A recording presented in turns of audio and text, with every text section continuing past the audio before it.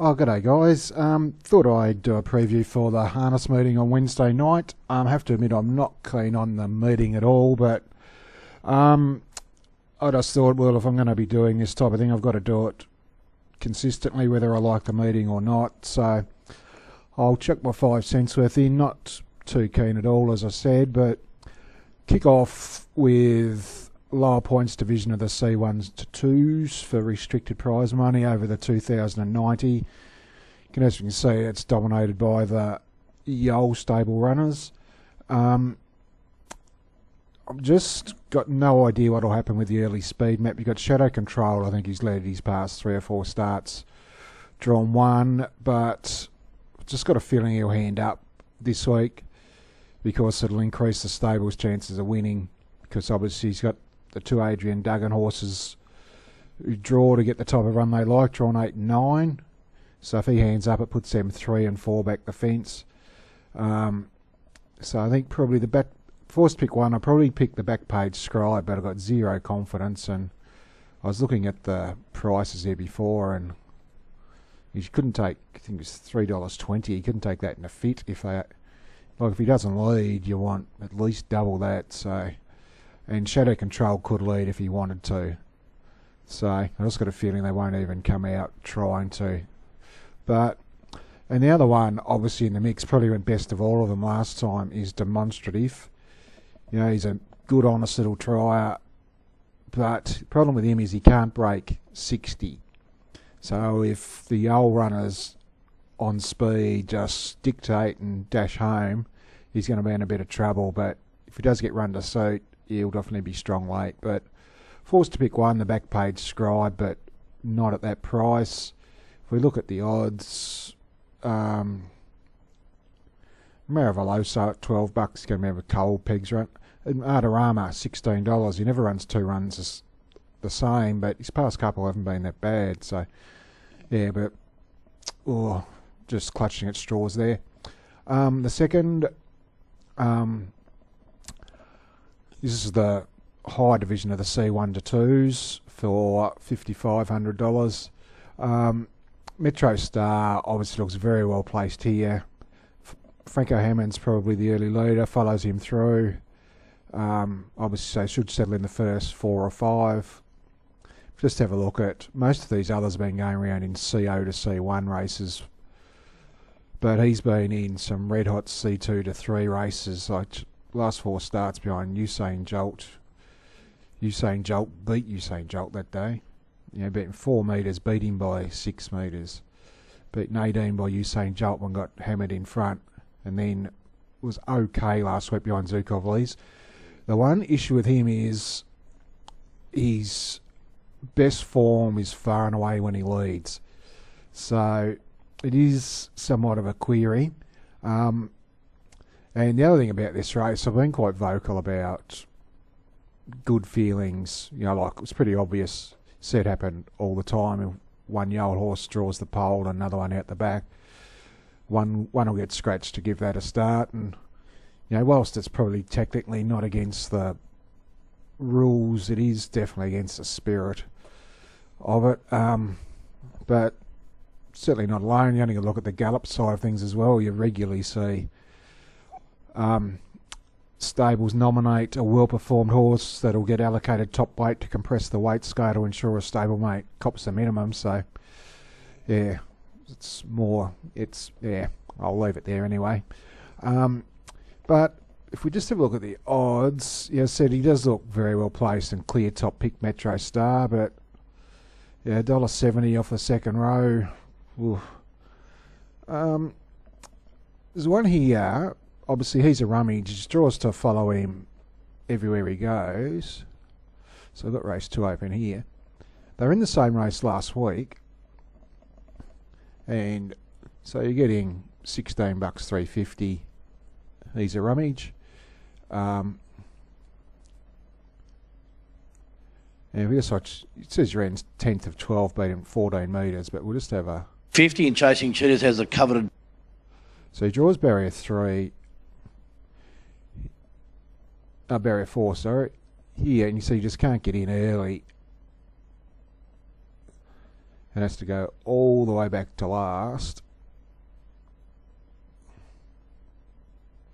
And then he goes up the inside, so he's got back to last on the fence. This is the mile race. And here's the favourite here, and the one out, one back in the middle with the red helmet on. Metro Star. So you can see he's 5 back the inside. I'll just go forward a bit. Oops. Actually, I'll go back. Sorry about this. So if we just pause it here. Oh, the pole's in the way. So pause it there. So you can see Metro Star's got out here. He's had a good run. And he sees the rummage still back on the inside. So there's about 10 metres difference between them on the line. So Metro Star, if you just watch these rummage, he just never gets a crack at them in the straight.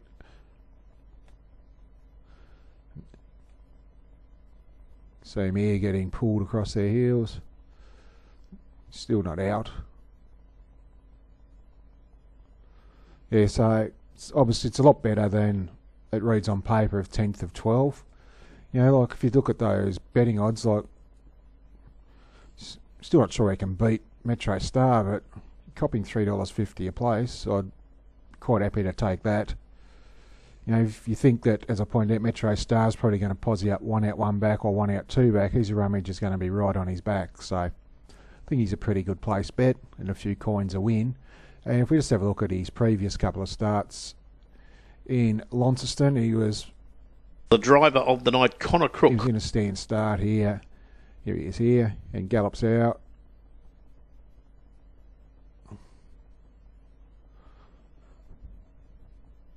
But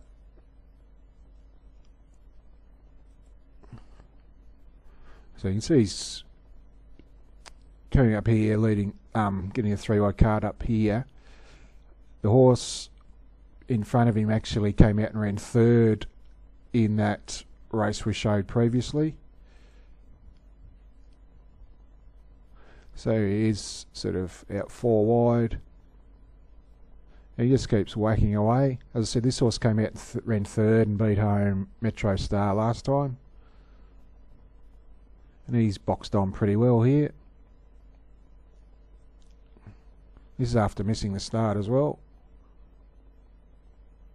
And his striker, who should have won by panels this night, but yeah, and the previous start at Devonport had things made to order this night, but he fair dinkum. Here he is. Leaves a 3-wide line, and just fair dinkum spanks them.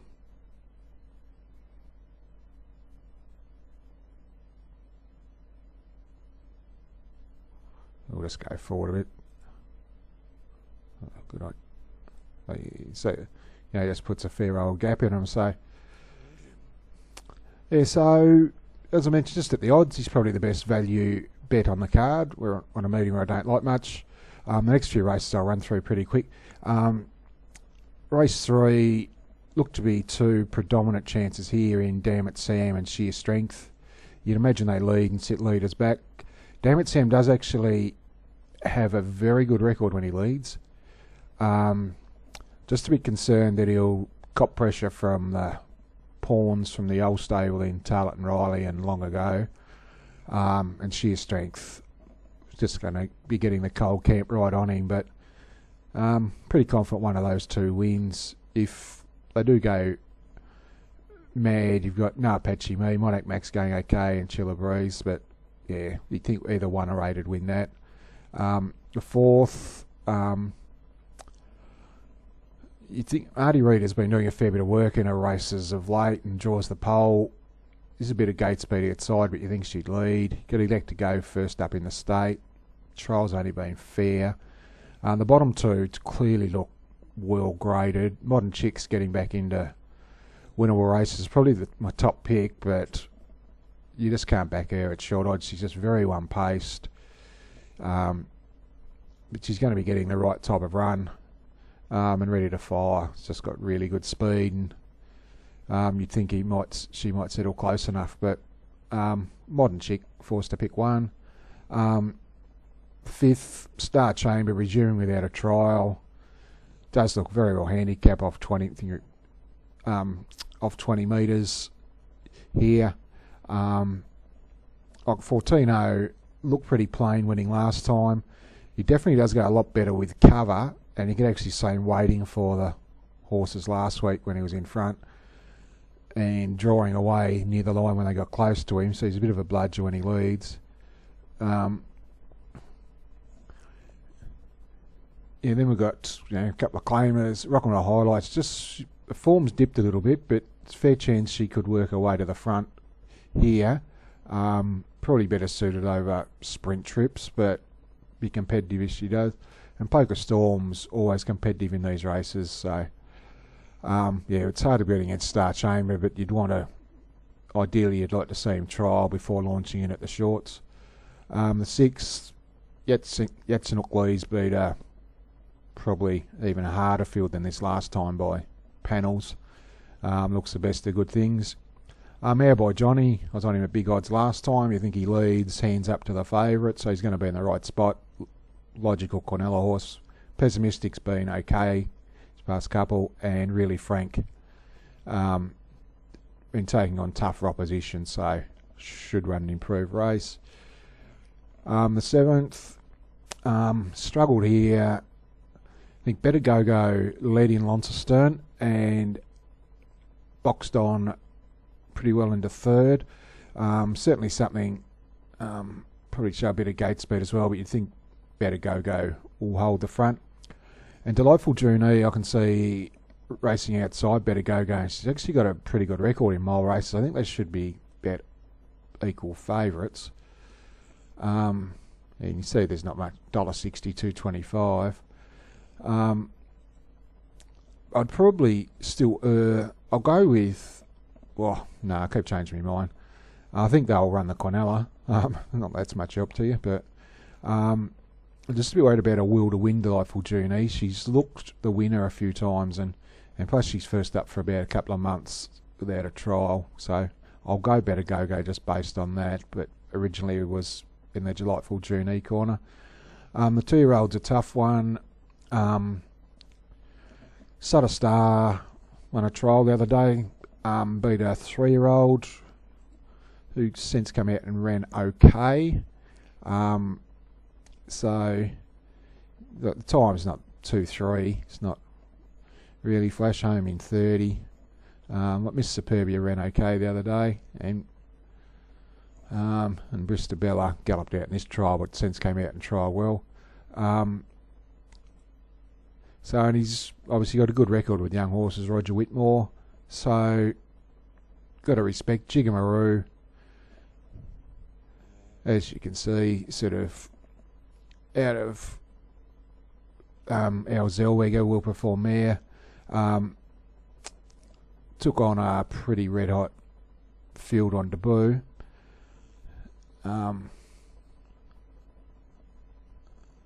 Actually, you can see there's the pretty good horse of Emma Stewart's, and it wasn't that bad, wasn't that flash either, to be honest, but probably with Sutter Star, but as always, like Safari Sunshine,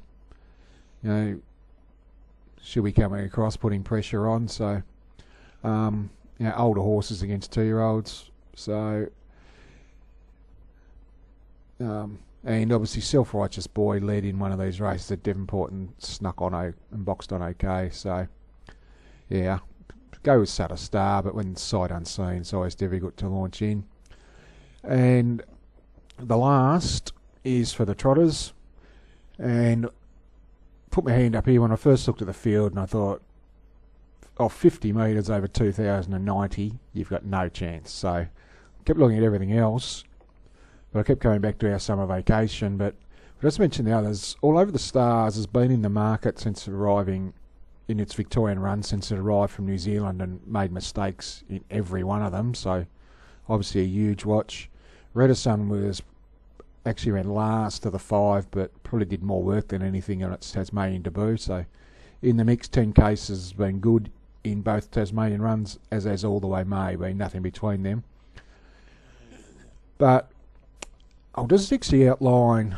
Can't believe I'm doing this. Tipping one off 50 metres in a 2090 stand. If it was a pace, there'd be no chance. But the trotters, they tend to, because they go a bit slower, you get more time to tack on. And if you just think with the paces, they'd probably run a 62 first half. So to make up the 50 metres on the leaders, you've got to run about a 58 first half yourself, and then run another 57 half to win the race. So with the trotters, that's a lot less tempo. And the other reason that I am tipping here, if we just go to the steward's vision here, this is the last start when he was off 40 over the. You can see this horse here starts galloping. We actually miss the interference, but it collects our summer vacation on the way back.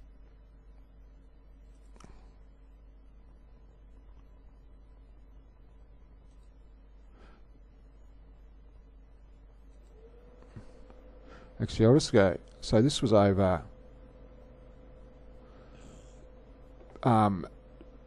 2600. So if we just actually, so there's the 2200 metre marker there. So he's a good sort of 50 metres off the leader there now. Actually, it looks shorter because of the compressed margin. Actually, it's sorry about this. It's probably a lot better if I do it on the proper vision. Get Diamonds wasn't far away last time at 480, and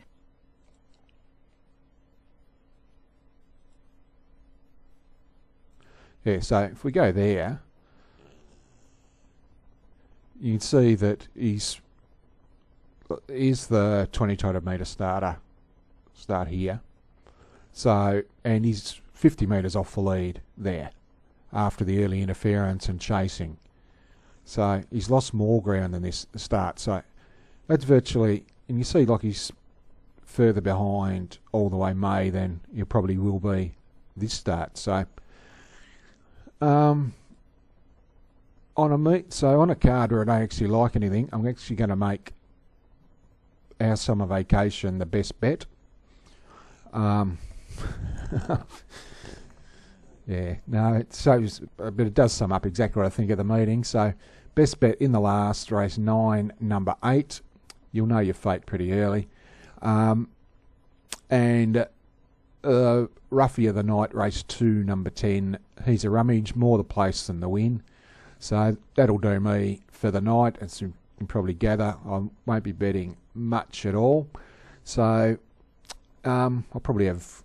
Yeah, so I do think he's a rummage will run well at odds in race 2. So, yes, and you can't go overboard on the trotter. It's not a good thing where you, as you generally know, I like to back horses who draw the front, make their own luck on speed, and you've got and lessens the excuse count. So, but forced to pick one, we'll go there. So, anyway, guys, we will wrap it up there. So next meeting's on Sunday, so I'll pop some out for that. But until then, I'll leave you with it. Cheers.